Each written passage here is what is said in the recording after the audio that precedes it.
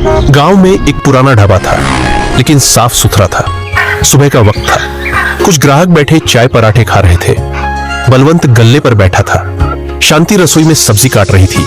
वाह बलवंत, क्या हाथ है तेरे। जो स्वाद इस चाय और पराठे में है वो शहर के बड़े बड़े होटलों में कहाँ। सब आप लोगों का आशीर्वाद है ठाकुर साहब। ये हाथ नहीं, ये इस चूल्हे की विरासत है। दादाजी से पिताजी को, पिताजी से हमको मिली। और मालिक, विरासत के साथ साथ आपकी मेहनत भी है। सुबह 4 बजे से जो आप दाल चढ़ाते हो ना, उसकी खुशबू से ही पूरा गांव जागता है। तभी एक नौजवान रोहन कंधे पर बैग लटकाए ढाबे में दाखिल होता है। उसे देखकर सब चुप हो जाते हैं। माँ, बापूजी। आ गया मेरा बेटा, कैसा है? कितना दुबला हो गया है शहर में। आ गया? कोर्स पूरा हो गया तेरा? हाँ बापूजी, सब पूरा हो गया। फर्स्ट क्लास में पास हुआ हूँ। होना ही था, मेरा बेटा है। चल हाथ मुंह धो ले। चंदू, जा भैया के लिए स्पेशल मक्खन मार के पराठा ला। नहीं बापूजी, पराठा नहीं, बस एक ब्लैक कॉफी बना दो, बिना चीनी के। बलवंत, चंदू और ठाकुर साहब एक दूसरे को हैरानी से देखते हैं। Black coffee? वो क्या होती है मालिक? अरे वो शहर की कड़वी चाय। जा तू दूध वाली चाय ही बना। ये सब नखरे शहर में छोड़कर आया कर। कोई बात नहीं, मैं खुद बना लूंगा। रोहन किचन की तरफ बढ़ता है। बलवंत उसे घूरता रहता है। ढाबा बंद हो चुका था।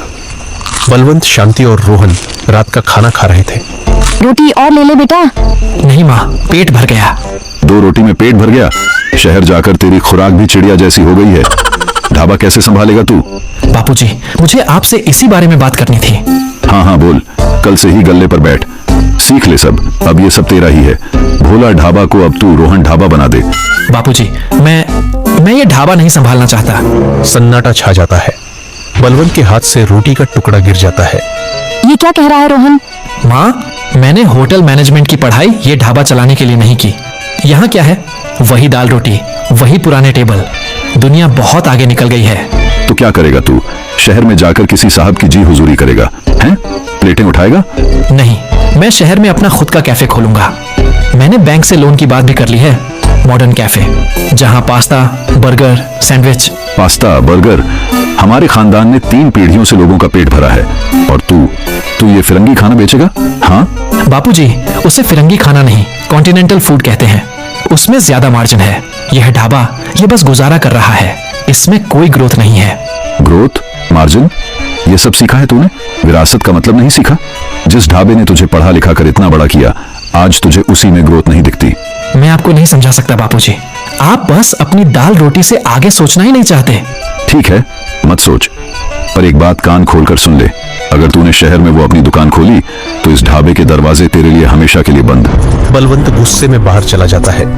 रोहन चुपचाप बैठा रहता है और शांति रोती रहती है।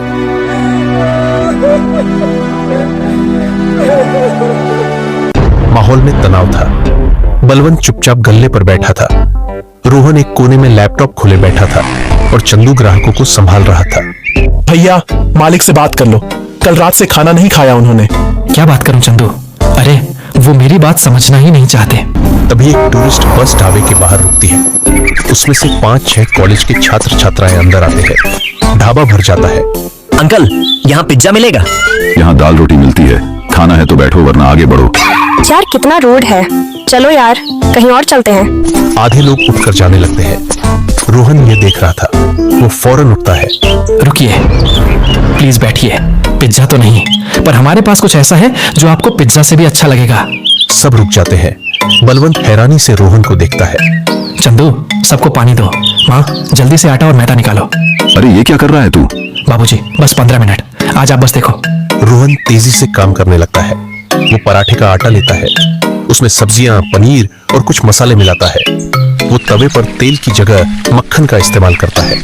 चंदू, हरी चटनी और दही ले आ। प्लेटें साफ कर। 10 मिनट बाद रोहन प्लेटों में पराठे को पिज्जा की तरह तिकोना काटकर ऊपर से पनीर घिसकर और मक्खन डालकर लाता है। यह है देसी पिज्जा, ट्राई कीजिए। ओह माय गॉड, ये तो कमाल है। सारे स्टूडेंट्स टूट पड़ते हैं। ये तो किसी पिज्जा से लाख गुना बेहतर है। भैया 4 और लाना। बलवंत दूर खड़ा ये सब देख रहा था।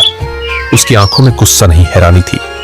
आधे घंटे में सारे स्टूडेंट्स खा पीकर रोहन की तारीफ करते हुए पैसे लेते हैं और चले जाते हैं। गल्ले पर नोटों का ढेर लग जाता है। मालिक, आज तो 1 घंटे में पूरे दिन की कमाई हो गई। रोहन भैया मान गए आपको। रोहन अपने बाबूजी की तरफ देखता है जो अभी भी चुप थे। ढाबा बंद था। शांति और रोहन हिसाब मिला रहे थे। बलवंत चुपचाप बैठा था। रोहन, आज तो तूने कमाल कर दिया। वही पराठा, बस अंदाज नया। देखा माँ, यही मैं बापूजी को समझाना चाहता हूँ। चीज वही रहे, बस उसे परोसने का तरीका बदलना होगा। बापूजी, हमें अपने ढाबे को बदलना होगा। क्या बदलना होगा? ये लकड़ी की बेंच हटाकर सोफे लगाने होंगे, दीवारों पर नया पेंट, किचन में थोड़ी सफाई और एक कार्ड मशीन लगानी होगी। सफाई मतलब हम गंदा खाना खिलाते हैं? और ये लकड़ी के बेंच मेरे दादाजी ने बनवाए थे। इन पर बैठकर तेरे दादाजी ने खाना खाया है और तू इन्हें उखाड़ फेंकना चाहता है। बापूजी, आप बात को कहां ले जा रहे हैं? तू ले जा रहा है। तुझे मेरी दाल रोटी, मेरी बेंच, मेरी विरासत सब पुराने लगते हैं। इस सब में ग्रोथ नहीं दिखती। हाँ, नहीं दिखती, क्योंकि आप वक्त के साथ बदलना ही नहीं चाहते। आप बस इस ढाबे से चिपके रहना चाहते हैं, भले ही यह कल को बंद हो जाए। चुप हो जा। शांति और चंदू जो कोने में खड़े थे चौंक जाते हैं और गहरा सन्नाटा पसर जाता है। ये ढाबा बंद होगा। ये ढाबा मेरी जिंदगी है। निकल जा मेरी नजरों से। जा, खोल ले अपना वो पास्ता बर्गर का ठेला। रोहन गाल पकड़े अपने पिता को देखता है। उनकी आंखों में आंसू थे। आप सही कह रहे हैं, मुझे चले ही जाना चाहिए। रोहन अपना लैपटॉप उठाता है और तेजी से बाहर निकल जाता है। अजी, सुनते हो? रोहन, रुक जा बेटा। ये क्या किया आपने? अपना ही बेटा है वो। बलवंत मूर्ति बना वहीं खड़ा रहता है। अगली सुबह ढाबा तो खुला था पर वीरान था। बलवंत चुपचाप चूल्हे के पास बैठा आग को घूर रहा था।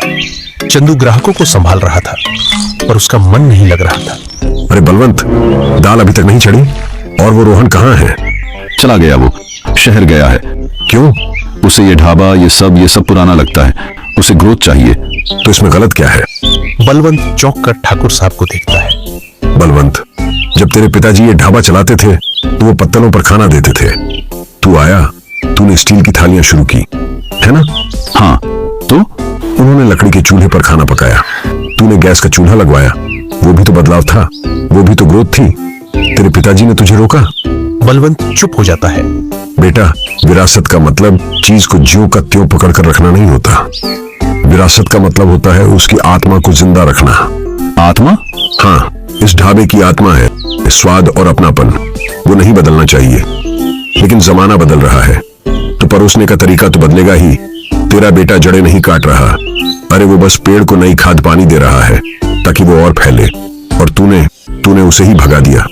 बलवंत की आंखें खुल जाती हैं। उसे अपनी गलती का एहसास होता है। चंदू भाग जा, बस स्टैंड जा, रोक उसे। रोहन अपना बैग लिए बस का इंतजार कर रहा है। बस आती है और वह जैसे ही चढ़ने लगता है पीछे से बलवंत की आवाज आती है, रुक जा रोहन, रुक जा। रोहन मुड़कर देखता है। बलवंत उसके पास आता है। बापूजी, आप? वो जो तू कह रहा था ना, कार्ड मशीन, वो कहाँ मिलेगी? रोहन हैरानी से अपने पिता को देखता है। बापूजी, और वो देसी पिज्जा जो कल बनाया था, वो आज मेनू में डाल दे। रोहन की आंखों में आंसू आ जाते हैं। वो अपने पिता के गले लग जाता है। बापूजी, मुझे माफ कर दो बापूजी। पगलेट, बाप से कोई माफी मांगता है? चल ढाबे पे, बहुत काम है। ढाबा बदल गया था। लकड़ी के बेंच अभी भी है पर उन पर गद्दे लग गए थे। दीवारों पर ताजा पेंट और गांव की तस्वीरें थी। एक कोने में नए सोफे थे। गल्ले पर एक कार्ड मशीन रखी थी। रोहन अब गल्ले पर था और लैपटॉप पर हिसाब देख रहा था। बलवंत किचन में था, लेकिन अब उसने साफ एप्रिन पहना था। रोहन भैया, 2 देसी पिज्जा और एक स्पेशल भोला दाल तड़का, टेबल नंबर 4 पे। जी चंदू काका। बापूजी, ऑर्डर आ रहा है। ठाकुर साहब बैठे थे। रोहन उनके पास आता है। और कुछ लेंगे ठाकुर साहब? कैपेचिनो ट्राई करेंगे? अरे नहीं बेटा, हम तो अपनी वही बलवंत के हाथ की अदरक वाली चाय पियेंगे। तभी बलवंत एक ट्रे लेकर आता है।